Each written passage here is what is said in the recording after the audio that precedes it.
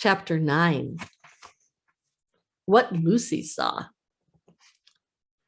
Susan and the two boys, bitterly tired with rowing before they rounded the last headland and began to finally pull up Glasswater itself, and Lucy's head ached from the long hours of sun and the glare of the water. Even Trumpkin longed for the voyage to be over.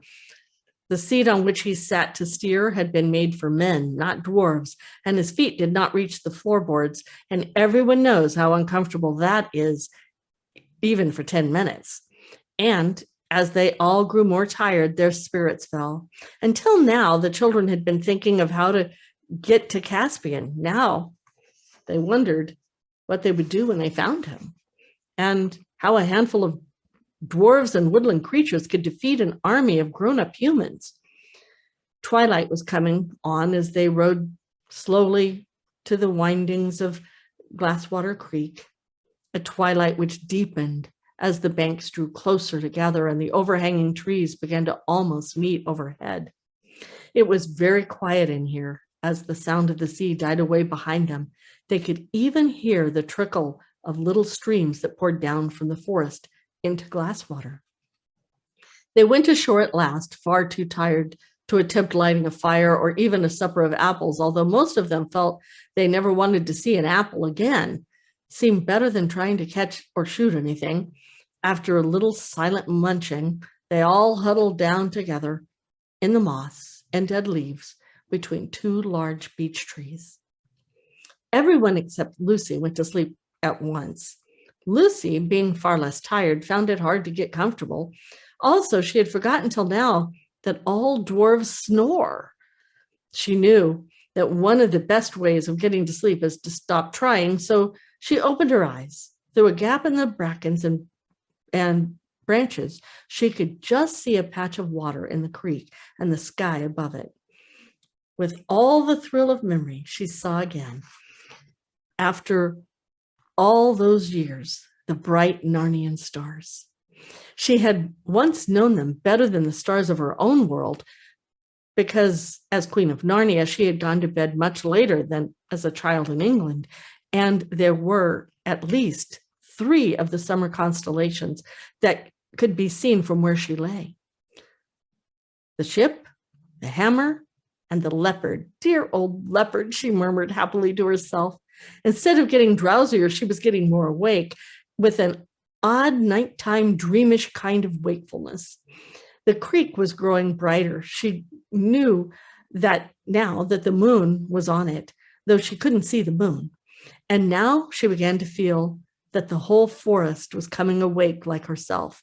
Hardly knowing why she did it, she got up quickly and walked a little distance away from their bivouac.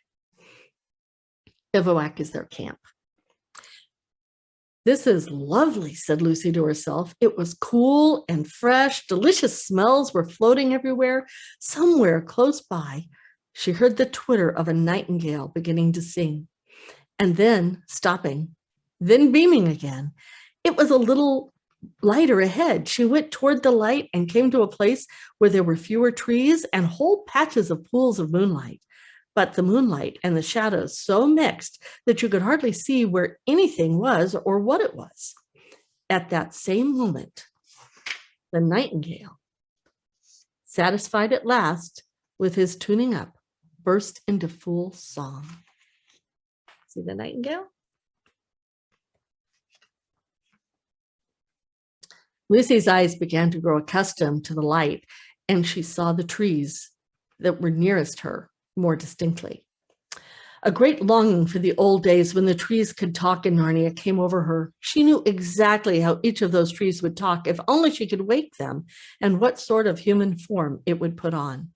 She looked at the silver birch. It would have a soft, showy voice, and would look like a slender girl with a hair blown all about her face and be very fond of dancing.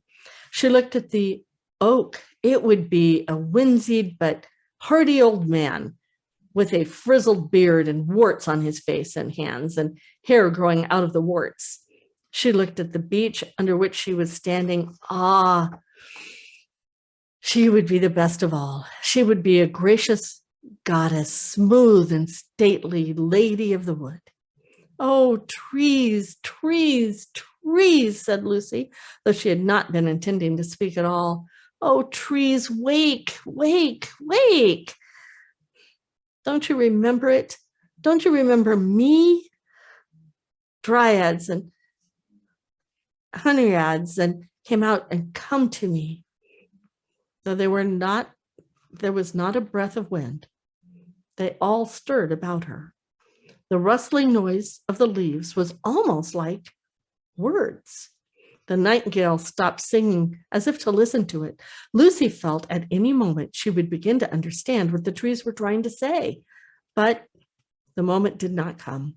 The rustling died away. The nightingale resumed its song. Even in the moonlight, the wood looked more ordinary again. Yet Lucy had a feeling, as you sometimes have, when you're trying to remember a name or a date and almost got it, but it vanishes before you really do, that she had just missed something. If only she had spoken to the trees a split second too soon or a split second too late, or used all the right words except one, or put one word in that was just wrong. And there's the trees still being trees.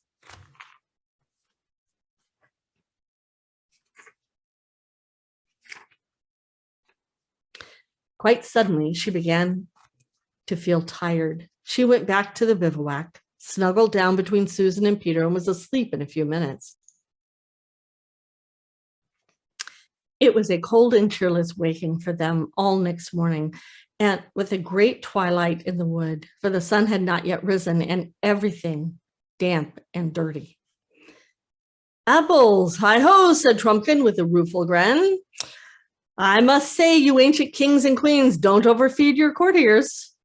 They stood up and shook themselves and looked about. The trees were thick, and they could see no more than a few yards in any direction. I suppose your majesties know the way all right, said the dwarf. I don't, said Susan. I have never been in these woods in my life before. In fact, I thought all along that we ought to have gone by the river. Then I think you might have said so at the time, answered Peter with pardonable sharpness. Oh, don't take any notice of her, said Edmund. She's always a wet blanket. You get that pocket compass of yours, Peter, haven't you? Well, then we're as right as rain. We've only got to keep on going northwest, cross that little river, and what do you call it? The Rush. I know, said Peter, the one that joins the river at the fords of Baruna, or Baruna's Bridge, as the DLF calls it. That's right, cross it and strike up the hill, and we'll be at the stone table, Aslan's how I mean, by 8 or 9 o'clock. I hope King Caspian will give us a good breakfast. I hope you're right, said Susan. I can't remember all that at all. That's the worst of girls, said Edmund to Peter and the dwarf. They never carry a map in their heads. That's because our heads have something inside them, said Lucy. At first, things seemed to be going pretty well, even though they had struck an old path. But if you know anything about woods, you will know that one is always finding imaginary paths. They disappear in about 5 minutes, and then you think you found another, and hope is not another, but more of the same, and it also disappears. And after you have been well lured out of your right direction, you realize that none of them were paths at all. The boys, said the dwarf, however, were used to woods and were not taken in for more than a few seconds. They just plodded on for about half an hour. There were 3 of them were very stiff from yesterday's rowing. When Trumpkin suddenly whispered, "Stop!" they all stopped. There was something following us, he said in a low voice, or rather, something keeping up with us over there on the left. They all stood still, listening and staring until their eyes and ears ached. "You and I better each have an arrow in the string," said Susan to Trumpkin. The dwarf nodded, and then both bows were ready for action. The party went on again. They went down a few dozen yards through fairly open woodland, keeping a sharp lookout, and then they came to a place where the undergrowth thickened and they had to pass to it, nearer to it. Just as they were passing that place, there came a sudden something that snarled and flashed and rang out from the breaking twigs like a thunderbolt. Lucy was knocked down and winded, hearing the twang of a bowstring as she fell. When she was able to take notice of things again, she saw a great, grim-looking gray bear lying dead with Trumpkin's arrow in its side. "The DLF beat you at that shooting match, Sue," said Peter with a slightly forced smile. Even he had been shaken by the adventure. I left it too late," said Susan in an embarrassed voice. "I was so afraid it might be, one of our kind of bears, a talking bear." She hated killing things. "That's the trouble of it," said Trumpkin. "When most of the beasts have gone enemy and gone dumb, but there's still some of the other kind left. You never know, and you daren't wait to see." "Poor old Bruin," said Susan. "You don't think he was..." "Not he," said the dwarf. "I know the face, and I heard the snarl. He only wanted a little girl for his breakfast. And talking of breakfast, I didn't want to discourage your majesties, but when you said you hoped King Caspian would give you a good one, but meat's precious scarce in camp, and there's a good eating in a bear, it would be a shame to leave the carcass here without taking a bit, and it wouldn't delay us more than half an hour. I dare say you two youngsters, kings, I should say, know how to skin a bear." "Let's go and sit down a fair way off," said Susan to Lucy. "I know what a horrid, messy business that will be." Lucy shuddered and nodded, and when they had sat down, she said, "Such a horrible idea has come to my head, Sue." "What's that?" "Wouldn't it be dreadful if someday in our own world at home, men started going wild inside like the animals here and still looked like men so that you would never know which was which?" "We've got enough to bother about here and now in Narnia," said the practical Susan, without imagining things like that.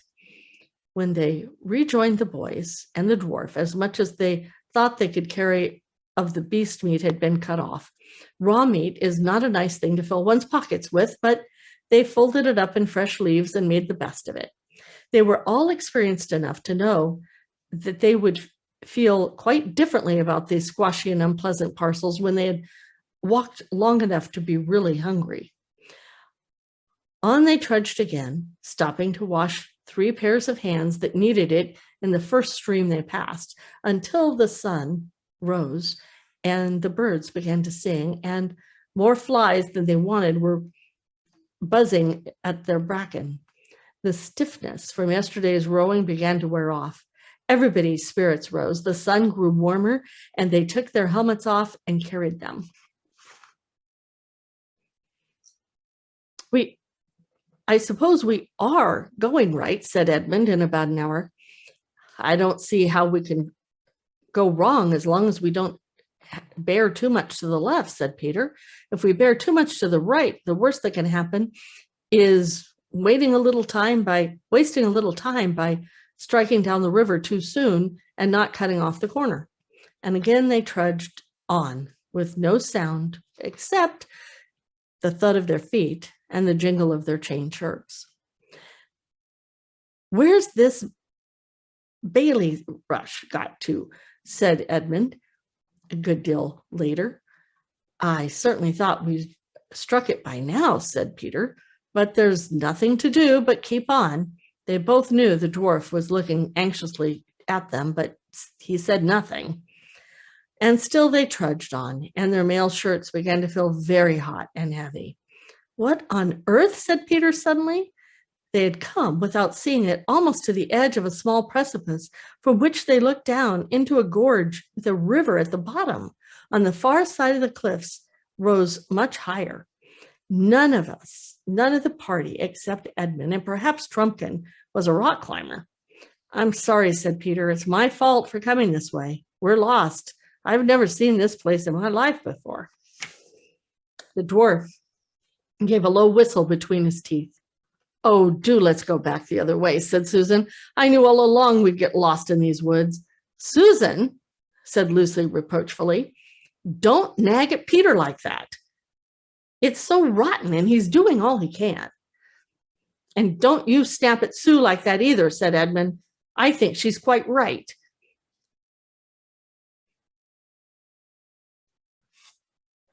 Tubs and tortoise shells, exclaimed Trumpkin. If we've got lost coming, what chance are we finding the way back? And if we're to go back to the island and begin all over again, even supposing we could, we might as well give the whole thing up. Miraz will have finished with Caspian before we get there at any rate. You think we ought to go on, said Lucy. I'm not sure the High King is lost, said Trumpkin. What's to hinder the river from being the rush? Because the rush is not in a gorge, said Peter, keeping his temper with some difficulty. Your Majesty says is, replied Dwarf, but shouldn't you say was? You knew this country hundreds, maybe thousands of years ago. Maybe it has changed. A landslide might have pulled off half the side of the hill, leaving bare rock, and there might even be precipices beyond the gorge, and the rush might go on deepening its course year after year until your little precipice on this side. Or there might have been an earthquake or anything. I never thought of that, said Peter. And anyway, said Trumpkin, even if this is not the rush, it's flowing roughly north, and so it must fall into the great river anyway. I think I passed something that might have been it on the way down. So if we go downstream to our right, we'll hit the great river, perhaps not so high as we'd hoped, but at least we'll be no worse off than if you'd come my way. Trumpkin, you're a brick, said Peter. Come on, then, down this side of the gorge. Look, look, look, said Lucy. Where? What? Said everyone. The lion, said Lucy. Aslan himself. Don't you see? Didn't you see him? His face had changed completely. Her face had changed completely, and her eyes shone. Do you really mean, began Peter? Where did you think you saw him? Asked Susan. Can you see the picture? Do you see him?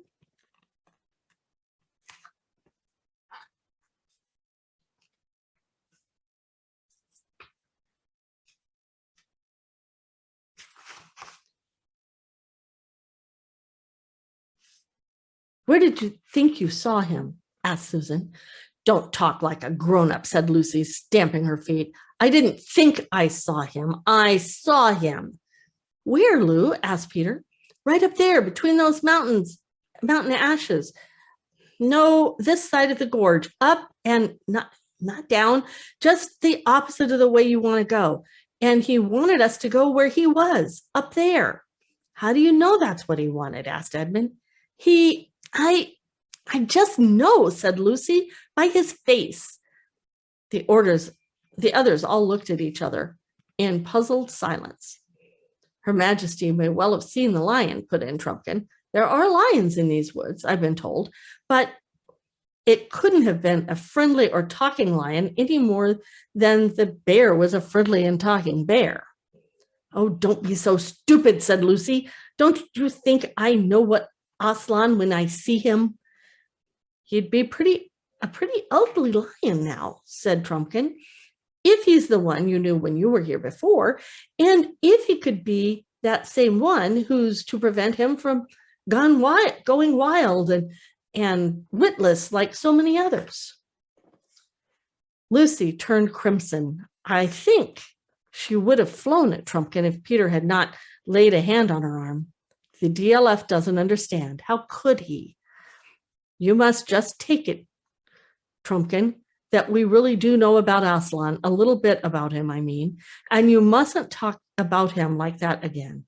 It isn't lucky for one thing, and it's all nonsense for another. The really only question is whether Aslan was really there. But I know he was, said Lucy, her eyes filling with tears. Yes, Lou, but we don't. You see, said Peter. There's nothing for it but a vote, said Edmund. All right, replied Peter. You're the eldest, DLF. What do you vote for, up or down? Down, said the dwarf. I know nothing about Aslan, but I do know that if we turn left, we must follow the gorge up, and it might lead us all day before we found a place where we could cross it. Whereas if we turn right and go down, we're bound to reach the great river in about a couple of hours. And if there are any real lions about, we want to go away from them, not toward them. What do you say, Susan? Don't be angry, Lou, but I do think we should go down. I'm dead tired. Let's get out of this wretched wood into the open as quick as we can. And none of us, except you, saw anything. Edmund, said Peter. Well, there's just this, said Edmund, speaking quickly and turning a little red. When we first discovered Narnia a year ago, or 1,000 years ago, whichever it was Lucy who discovered the first and none of us would believe her, but I was the worst of the lot. I know, yet she was right after all. Wouldn't it be fair to believe her this time? I vote for going up. Oh, Ed, said Lucy as she seized his hand. It's now your turn, Peter, said Susan, and I do hope. Oh, shut up and let the chap think, interrupted Peter. I'd much rather not have to vote. You are the High King, said Trumpkin sternly.